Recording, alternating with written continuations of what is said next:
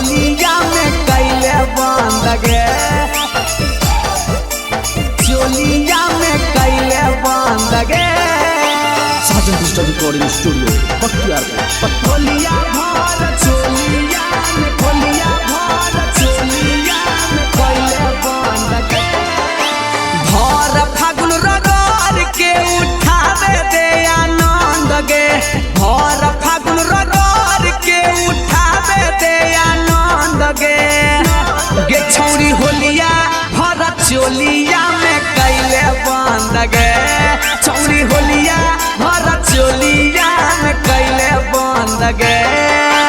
हम खैबो तोर टमाटर तू खई है सकर कांद गे, हम खैबो तोर टमाटर तू खई है सकर कांद गे। गे छौरी होलिया भर चोलिया में कैले बंद गे, छौरी होलिया भर चोलिया में कैले बंद गे। होलिया भर चोलिया में, होलिया भर चोलिया में कैले बंद गे, कैले बंद गे। अगे चोलिया से निकाली है छौरी हमारा आधी रात में, रंगा वाला गाई के जो बनवा रखबो साथ में। चोलिया से निकाली है छौरी हमारा आधी रात में, रंगा वाला गाई के जो बनवा रखबो साथ में। अंग अंग से जंग होतो हो जाई भी गदगद गे, अंग अंग से जंग होतो हो जाई भी गदगद गे। गे छौरी होलिया भर चोलिया में कैले बंद गे, छौरी होलिया भर चोलिया में कैले बंद गे।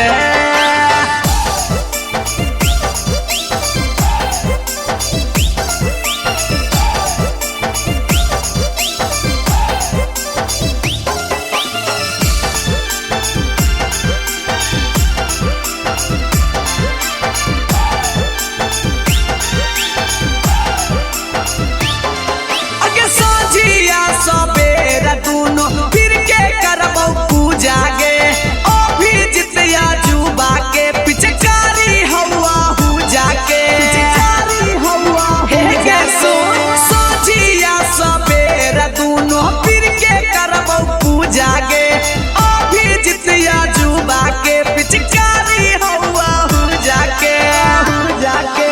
मिथलेस विकास गइतौ कर में या खान गे, हला चल विकास गइतौ कर में या खान गे। गे छौरी होलिया भर चोलिया में कैले बंद गे, छौरी होलिया भर चोलिया में कैले बंद गे। हे गे गले ना बड़ी सुख मिलतो।